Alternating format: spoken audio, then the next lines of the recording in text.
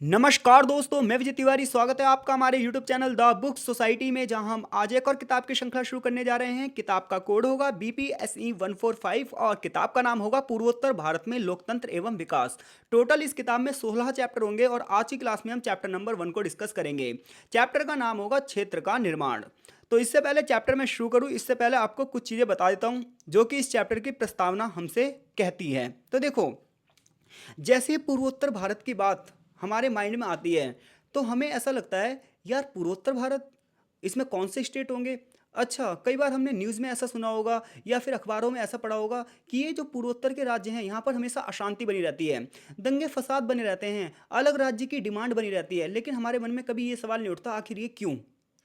तो ये वाली जो किताब है ना, बड़ी इंटरेस्टिंग होने वाली है आपके लिए। उसका रीज़न ये है कि जितने भी बच्चे कम्पिटिटिव एग्जाम की तैयारी कर रहे हैं तो उन्हें नॉर्थ ईस्ट की जो हिस्ट्री है, नॉर्थ ईस्ट की जो पॉलिटिक्स है, नॉर्थ ईस्ट की जो सोसाइटी है, इसके बारे में पूरी तरीके से ज्ञान होना चाहिए और ये किताब आपको यही ज्ञान देगी।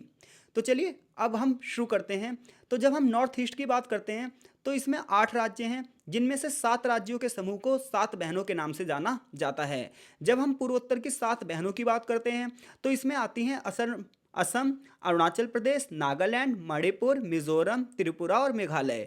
असम, अरुणाचल प्रदेश, नागालैंड, मणिपुर, मिजोरम, त्रिपुरा और मेघालय, ये 7 राज्यों को पूर्वोत्तर की 7 बहनों के नाम से जाना जाता है। जबकि जब हम इसमें सिक्किम को शामिल करते हैं तो ये पूर्वोत्तर के 8 राज्य कहलाते हैं। अब हम इनको अगर ज्योग्राफिकल रूप से देखें तो ये 8 के 8 राज्य कई देशों के साथ अपनी बाउंड्री को क्या करते हैं, शेयर करते हैं, अपनी सीमाओं को शेयर करते हैं। लाइक डैट, भारत के जो पड़ोसी देश है बांग्लादेश, म्यांमार, चाइना, भूटान और नेपाल, इन देशों की सीमाएं इन राज्यों से जुड़ती हैं। अब मुद्दा पता है क्या होता है, नॉर्थ ईस्ट के लोग अपने आप को ना भारत से अलग थलग महसूस करते हैं। उसका एक कारण है, क्योंकि जो नॉर्थ बांग्लादेश के निर्माण की वजह से जो नॉर्थ ईस्ट है ना, ये भारत से कट गया थोड़ा सा।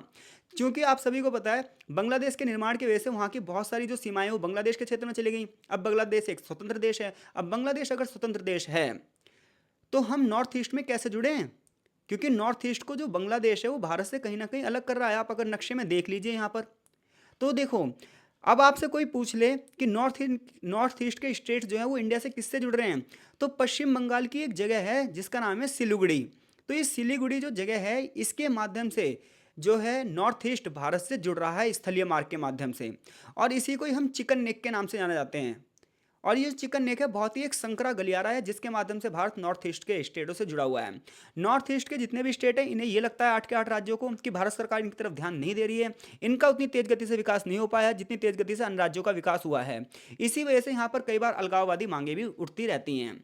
लेकिन ये मुद्दा यहाँ से नहीं शुरू होता, ये मुद्दा शुरू होता है ब्रिटिश शासन काल से। यानी कि जब आप नॉर्थ ईस्ट की हिस्ट्री पढ़ते हो, नॉर्थ ईस्ट का इतिहास पढ़ते हो, तो इसकी जो राजनीतिक और सामाजिक व्यवस्था की उत्पत्ति होती है वो होती है ब्रिटिश शासन काल के दौरान। तो जब अंग्रेजों का भारत पर शासन था तो उस समय म्यांमार का नाम बर्मा था। तो अंग्रेजों और म्यांमार के, यानी कि अंग्रेजों और बर्मा के बीच में एक संधि होती है 1826 में, और इस संधि को हम यदाम्बो की संधि के नाम से जानते हैं। यानी कि जब भारत पर अंग्रेजों का शासन था तो अंग्रेजों ने म्यांमार में भी युद्ध लड़ा था, क्योंकि वो म्यांमार को में भी नियंत्रण करना चाहते थे। म्यांमार को इन दिनों बर्मा के नाम से जाना जाता था। तो आगे चलकर बर्मा और ब्रिटिश राज्य में क्या हुई, एक संधि हुई जिस संधि को यदाबो की संधि के नाम से जाना जाता है। इसके माध्यम से क्या हुआ, अंग्रेजों ने नॉर्थ ईस्ट के स्टेट पर प्रशासन करना शुरू कर दिया। यानी कि नॉर्थ ईस्ट पर जो है अंग्रेजों का प्रशासन किसके माध्यम से शुरू हुआ, तो ये यदाबो की संधि के माध्यम से हुआ था। ये संधि ब्रिटिश और बर्मा के बीच में हुई थी 1874 में, यानी कि 1874 में कमिश्नर के नियंत्रण में एक अलग प्रांत बनाया गया जिसका नाम था असम। यानी कि 1874 में पहली बार असम नाम से एक अलग प्रांत बनाया गया जिस पर शासन किसका था, कमिश्नर का। तो देखो, जब हम ब्रिटिश शासन की बात करेंगे तो ब्रिटिश शासन के समय कुछ क्षेत्र तो ऐसे थे जिन पे गवर्नर का शासन था, जबकि कुछ क्षेत्र ऐसे थे जिस पे कमिश्नर का शासन था, मुख्य आयुक्तों का शासन था। जब आप पॉलिटिकल को पढ़ोगे तो आपको पता चलेगा कि 296 क्षेत्र ऐसे थे जो ब्रिटिश के अंडर में थे, जिनमें से 292 पर गवर्नर का शासन था, और जबकि 4 ऐसे क्षेत्र थे जिन पर कमिश्नर का शासन था, मुख्य आयुक्त का शासन था। कमिश्नर को हिंदी में आयुक्त बोलते हैं, ठीक है भाई। तो 1874 में जो असम था ये अलग प्रांत बना और इस पर किसका शासन था, एक कमिश्नर का। सन 1905 में असम को बंगाल विभाजन के बाद पूरी बंगाल में मिला दिया गया। तो देखो, जब आपको अगर थोड़ी सी हिस्ट्री पता है तो आपको पता होगा असम 1905 में लॉर्ड कर्जन ने, उस समय भारत का वायसराय लॉर्ड कर्जन था, तो सन 1905 में उसने बंगाल का विभाजन कर दिया। उसने जो बंगाल का विभाजन किया वो सांप्रदायिकता के आधार पर किया गया और उस समय बंगाल एक बहुत बड़ा इलाका था। तो उस दौरान जो ये असम क्षेत्र था ना, इसे पूर्वी बंगाल में शामिल कर दिया गया। और आज आप देखते हो कि पश्चिम बंगाल भारत का हिस्सा है और पूर्वी बंगाल आज बांग्लादेश के नाम से जाना जाता है। तो यानी कि जब 1905 में पहली बार बंगाल का विभाजन हुआ तो पूर्वी बंगाल में असम को मिला दिया गया। लेकिन आगे चलकर 1912 में बंगाल विभाजन को रद्द कर दिया गया था, क्योंकि बड़े पैमाने पर स्वदेशी आंदोलन हुआ था। बहुत सारे लोग बड़े पैमाने पर आंदोलन किए थे, जिसे हम बंग भंग आंदोलन के नाम से हिस्ट्री में जानते हैं। सन 1919 में यानी कि 1919 में असम को भारत सरकार अधिनियम के माध्यम से गवर्नर के शासन के अंतर्गत लाया गया। यानी कि उससे पहले तो वो कमिश्नर के शासन के अंतर्गत था। अब उस पर शासन कौन करेगा? ब्रिटिश गवर्नर शासन करेंगे। कौन से नियम के तहत? 1919 के एक्ट के तहत। आगे चलकर आप सभी को पता है एक बहुत ही ऐतिहासिक अधिनियम बना 1935 का अधिनियम, 1935 का अधिनियम। तो जो एक्ट ऑफ 1935 का था, इसी के माध्यम से आज हमारा संविधान बना है। आज जो हमारा संविधान है वो 1935 की ही अधिनियम की कार्बन कॉपी है। तो इतनी बात आपको पता चल गई, थोड़ी सी हिस्टोरिकल बैकग्राउंड पता चल गया आपको पूर्वोत्तर के क्षेत्रों का। अब देखो, पूर्वोत्तर भारत में ना पहाड़ी क्षेत्र भी हैं, मैदानी क्षेत्र भी हैं, बहुत सारी नदियां यहाँ से निकलती हैं। यहाँ के लोगों का जो आर्थिक विकास है थोड़ा सा पिछड़ा हुआ है अन्य क्षेत्रों के मुकाबले भारत के। इसके अलावा इन क्षेत्रों की अगर आप बात करोगे तो इन क्षेत्रों में बहुत सारी जनजातियाँ निवास करती हैं। इसके अलावा भारत में जितने भी नियम कानून बनते हैं वो नियम कानून डायरेक्ट ना इन स्टेटों में नहीं लागू होते। इन स्टेटों को भारतीय संविधान की 5वीं और 6ठी अनुसूची के तहत विशेष राज्य का दर्जा भी दिया गया है। और इसके अलावा एक चीज़ और बता दूं मैं आपको, कभी ये सारे के सारे राज्य एक ही भूमि के अंतर्गत आते थे, लेकिन आगे चलकर इन सभी राज्यों का क्या हुआ? सीमाओं का बंटवारा हुआ और एक के बाद एक ये अलग राज्य बनते गए। ऐसा इस चैप्टर की हमें प्रस्तावना बताती है। ये आप नक्शा देख सकते हैं। तो यहाँ पर देखिए सिक्किम है, ये सारी चीज़ें आप देख सकते हो।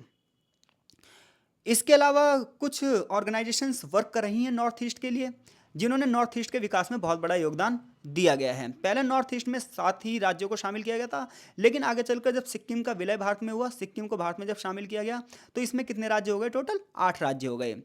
3 संस्थाएं हैं जो पूर्वोत्तर राज्यों के लिए कार्य कर रही हैं, जिनमें से एक है पूर्वोत्तर परिषद, एक है वहाँ का उच्च न्यायालय यानी कि हाई कोर्ट, और एक है राज्यपाल, जो कि पूर्वोत्तर के लिए कार्य कर रहे हैं। आगे हम चैप्टर में इसे और भी अच्छे से समझेंगे। तो ये चैप्टर की प्रस्तावना थी जो कि हमें थोड़ा सा नॉर्थ ईस्ट के बारे में बता रही है।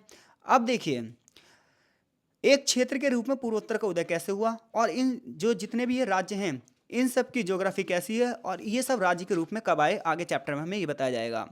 तो पूर्वोत्तर भारत के जब हम 4 राज्यों की बात करते हैं तो इनमें से 4 राज्यों का उदय असम से होता है। यानी कि पूर्वोत्तर भारत के 4 राज्य पहले असम का हिस्सा थे और आगे चलकर जब असम का बंटवारा होता गया तो ये इनमें से अलग अलग राज्य बनते गए। जैसे कि आप नागालैंड को ले लो, आप मेघालय को ले लो, अरुणाचल प्रदेश और मिजोरम, ये कभी ना असम के ही पार्ट थे। यानी कभी असम इतना बड़ा इलाका होता था, लेकिन क्षेत्रवाद की वजह से जनजातीय जो विविधताएं, यहाँ पर बहुत सारी जनजातियां रहती हैं, इनके आपसी मतभेद की वजह से असम 4 भागों में बटा और एक बना नागालैंड, एक मेघालय, अरुणाचल और एक मिजोरम और एक असम आज। ठीक है भाई। तो इनमें से दो राज्य हैं मणिपुर और त्रिपुरा। ये औपनिवेशिक काल के दौरान देसी राज्य थे। यानी कि जब ब्रिटिश शासनकाल भारत में शासन कर रहा था, ब्रिटिश शासन भारत में शासन कर रहा था, तो उस समय मणिपुर और त्रिपुरा पता क्या थी? देसी रियासतें थीं। इन पर राजाओं का शासन था। अरुणाचल प्रदेश का उदय तो प्रशासन के तौर पर हुआ, एडमिनिस्ट्रेशन के रूप में हुआ, जिसे आज हम नॉर्थ ईस्ट फ्रंटियर एजेंसी यानी कि नेफा के नाम से भी जानते हैं। यानी कि कोई आपसे पूछे नेफा भारत के किस क्षेत्रों का जाता है, तो अरुणाचल प्रदेश के क्षेत्रों को नेफा के नाम से भी जाना जाता है। तो ये क्षेत्र के पूर्वोत्तर के उदय की अगर बात करें तो सबसे पहले ये किसका इलाके थे? इसमें से ज़्यादातर राज्य असम के इलाके थे, खासतौर पर 4 राज्य। हर राज्य की थोड़े से यहाँ पर हिस्टोरिकल बैकग्राउंड दिया गया है। तो हम शुरुआत करते हैं सबसे पहले असम की। तो देखो, असम एक पहाड़ी इलाका है। असम को औपनिवेशिक शासनकाल के दौरान एक अलग प्रांत बनाया गया था। पहले पता क्या था? असम का जो मुख्यालय था वो चेरापूंजी में था। लेकिन आपको पता है विश्व में सबसे ज़्यादा बारिश कहाँ पर होती है? चेरापूंजी में होती है। तो इसी वजह से ना असम का जो आगे करके चेरापूंजी को तो हटा दिया गया और शिलोंग को स्थानांतरित कर दिया गया। यानी कि पहले असम का जो प्रशासन है वो कहाँ से चलाया जाता था? असम का प्रशासन पहले चेरापूंजी से चलाया जाता था। लेकिन चेरापूंजी में बहुत ज़्यादा बारिश होती है। दुनिया में सबसे ज़्यादा बारिश जो है चेरापूंजी में होती थी, आजकल मासिन राम में होती है। चेरापूंजी से ही थोड़ी दूर इलाका है ये मासिन राम, जहाँ पर सबसे ज़्यादा बारिश पूरी दुनिया में होती है। पहले चेरापूंजी का रिकॉर्ड था। तो देखो, तो ब्रिटिश शासन के काल के दौरान मैं पूछूं असम का शासन कहाँ से चलाया जाता था, तो आप क्या बताओगे? चेरापूंजी से। लेकिन चेरापूंजी में बहुत बारिश होती थी, इसलिए प्रशासन का क्षेत्र बदल दिया गया और कहाँ से चलाया जाने लगा? शिलोंग से। ठीक है भाई। आज के टाइम पे असम की राजधानी क्या है? दिसपुर है। आज के टाइम पे असम की राजधानी क्या है भाई? दिसपुर है। तो अंग्रेजों ने बंगाल प्रेसिडेंसी के मुख्यालय का चेरापूंजी से शिलोंग में तबादला कर दिया। उसका राजधानी था बारिश। 1826 में यानी कि 1826 में असम का एक बहुत बड़ा हिस्सा ब्रिटिश शासन के अधीन आ चुका था। 1826 में हमने पढ़ा था जब यादाम्बो की संधि हुई थी, और यादाम्बो की संधि किसके बीच में हुई थी? अंग्रेजों और बर्मा के बीच में। बर्मा किसका नाम है? आज जो म्यांमार देश है, पहले इसे बर्मा के नाम से जाना जाता था। इस संधि पर साइन करके क्या हुआ? एक सीमाओं का निर्धारण किया गया। असम की बात करोगे, इसके हिस्टोरिकल बैकग्राउंड में जाओगे तो असम में अहोम राजाओं का शासन था। इसके बाद अंग्रेजों ने बड़े पैमाने पर अहोम राजाओं के शासन पर क्या कर दिया? हस्तक्षेप करना शुरू कर दिया, और धीरे धीरे करके इस क्षेत्र को अपने कंट्रोल में रख लिया। आगे चलकर 1832 में ऊपरी असम के क्षेत्रों को जोड़ा गया। 1842 में एक क्षेत्र था मटक काउंटी, इस क्षेत्र को भी यहाँ जोड़ा गया। गारो की जो पहाड़ियाँ थी, देखो आप यहाँ की पहाड़ियों को देखोगे तो गारो पहाड़ी, ये यहाँ की पहाड़ियों के नाम है, जिसके माध्यम से यहाँ की जनजातियों के नाम को भी यही रखा गया है। इन्हें गारो हिल्स को कब जोड़ा गया? 1873 में जोड़ा गया। असम के गठन के बाद जो पहाड़ी क्षेत्र थे, जो मैदानी क्षेत्र थे, इन्हें भी शामिल किया गया। आगे चलकर असम से कई अलग अलग राज्य बने, जो कि शुरुआत में केंद्र शासित प्रदेश थे लेकिन बाद में राज्य बन गए, जैसे कि नागालैंड 1963 में राज्य बना। इसी प्रकार से मेघालय, त्रिपुरा और मणिपुर 1972 में राज्य बने। इसी प्रकार से अरुणाचल प्रदेश और मिजोरम भी अलग राज्य बने। तो असम की जब आप हिस्टोरिकल बैकग्राउंड को देखोगे तो ब्रिटिश शासन काल के दौरान पहले इसे अलग प्रांत बनाया गया। इस पे शासन किसका था? शुरुआत में कमिश्नर का था, फिर गवर्नर का शासन हो गया। और अगली बात, सबसे बड़ी बात यह थी कि पहले यहाँ का शासन कहाँ से चला जाता था? चेरापूंजी से चला जाता था, फिर कहाँ चला जाने लगा? शिलोंग से चला जाने लगा। असम की जो सीमाओं का निर्धारण किया गया था वो यादाम्बो की संधि के द्वारा किया गया था। ये संधि किसके बीच में हुई थी? ब्रिटिश और बर्मा के बीच में हुई थी। असम में किन राजाओं का शासन था? असम में अहोम राजाओं का शासन था।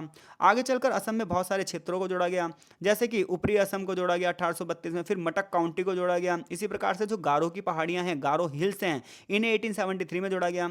लेकिन स्वतंत्रता प्राप्ति के पश्चात असम में जो रहे माहौल वो तनावपूर्ण रहे, अशांत क्षेत्र रहा, दंगे फसाद हुए, जिसकी वजह से असम कई भागों में बंट गया।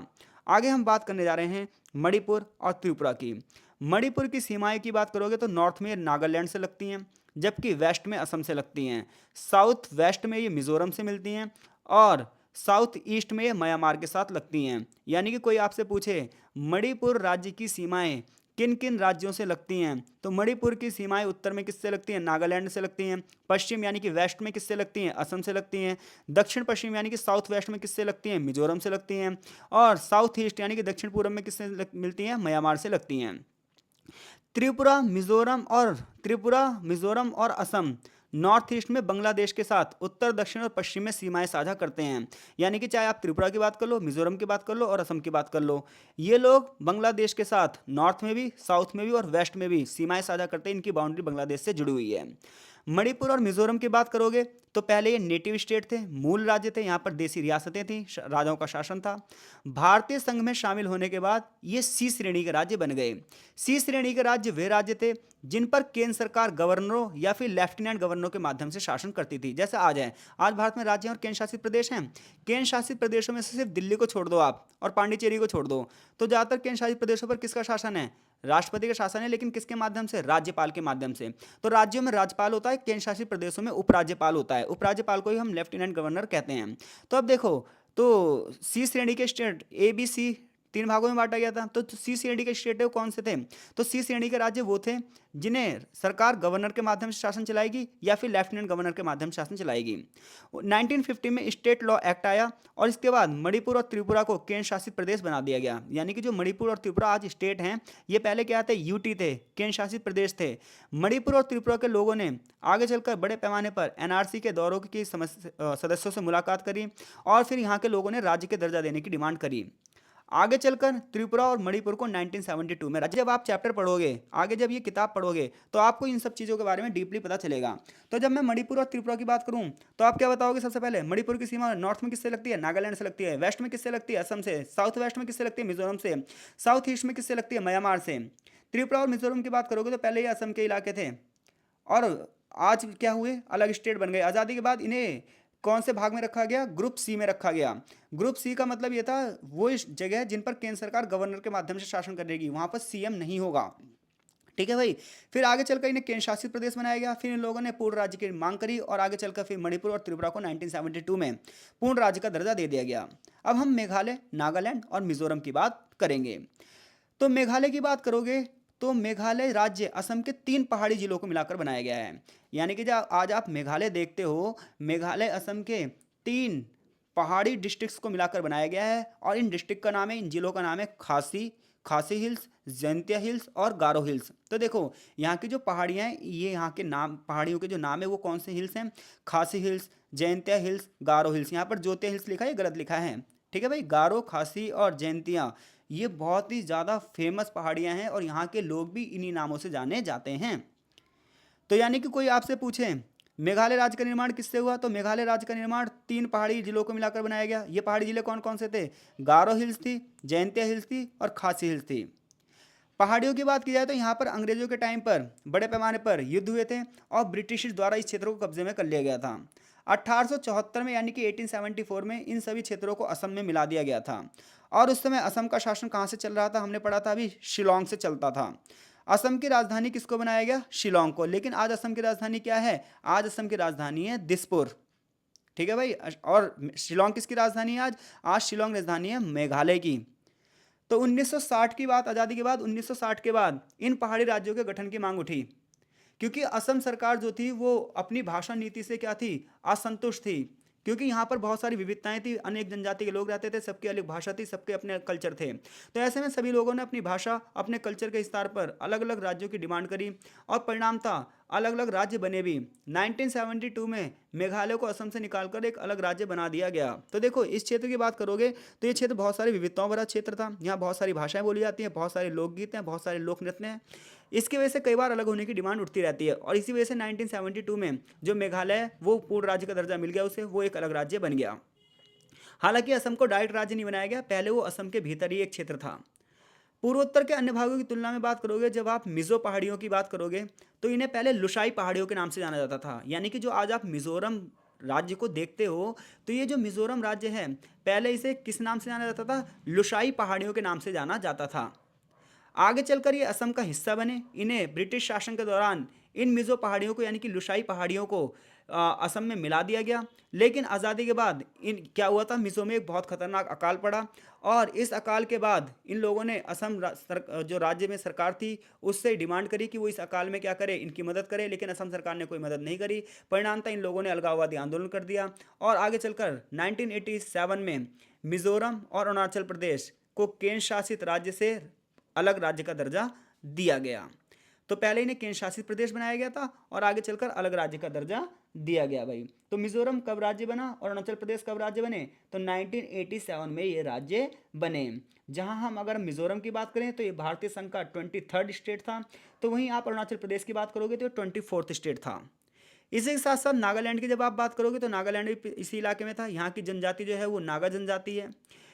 इसे भी पहले ये अलग क्षेत्र थे, फिर नागा पहाड़ियों को ब्रिटिश शासन ने असम के क्षेत्र में जोड़ दिया था।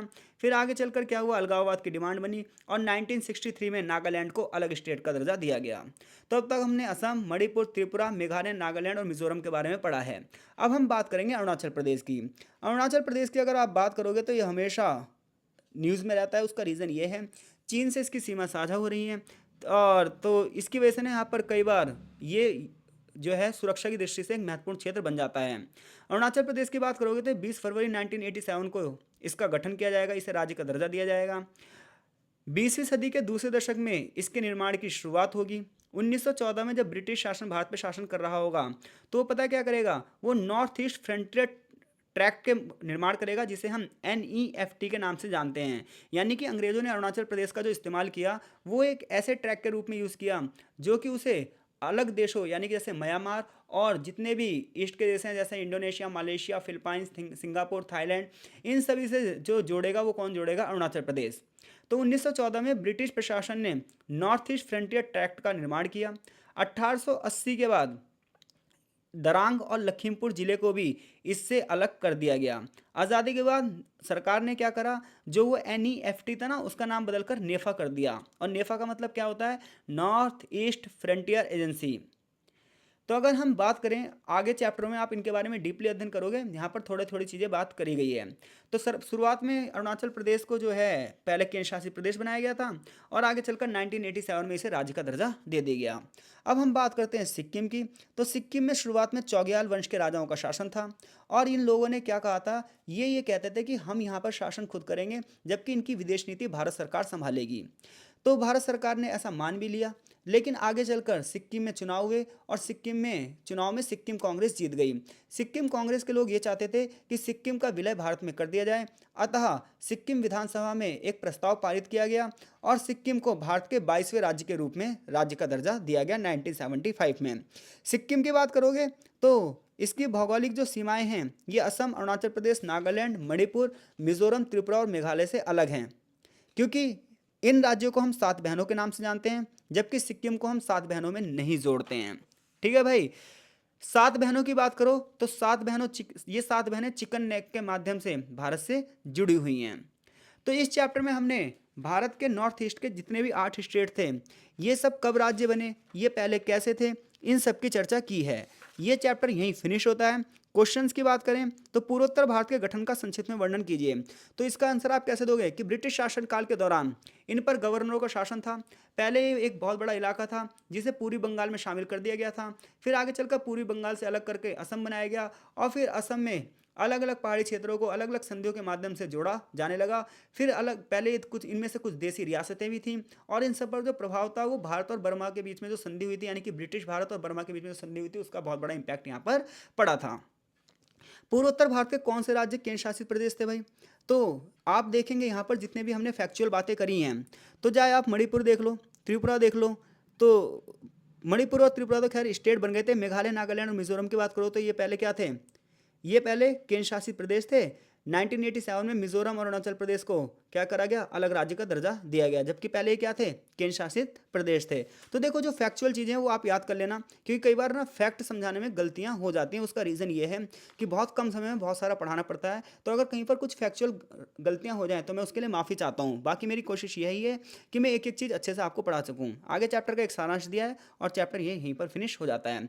कुल मिलाकर नॉर्थ ईस्ट की बात करोगे तो यहाँ की जो भौगोलिक स्थिति है, तो यहाँ के पहाड़ी क्षेत्र हैं, बड़े पैमाने पर यहाँ पर भाषाई विविधता है, यहाँ पर जातीय संरचना भी अलग है, यहाँ के लोगों के लोक नृत्य और इसके साथ साथ लोक संगीत भी अलग है।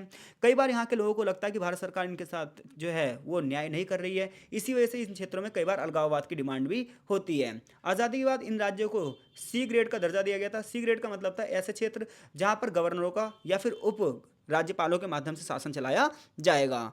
तो असम के पूर्वोत्तर के 7 राज्यों को 7 बहनों के नाम से जाना जाता है, जो कि असम, अरुणाचल प्रदेश, नागालैंड, मणिपुर, मिजोरम, त्रिपुरा, मेघालय हैं। और सिक्किम को जोड़कर जब हम बात करते हैं तो ये पूर्वोत्तर के 8 राज्य कहलाते हैं। तो मिलते हैं आपसे नेक्स्ट चैप्टर में, चैप्टर नंबर 2। तब तक के लिए आपका बहुत बहुत धन्यवाद। आशा है चीज़ें आपको समझ में आई होंगी। तो कमेंट बॉक्स में लगातार कमेंट करते रहिए और वीडियो को लाइक भी ज़रूर करिए। मिलते हैं आपसे नेक्स्ट चैप्टर में, तब तक के लिए आपका बहुत बहुत धन्यवाद।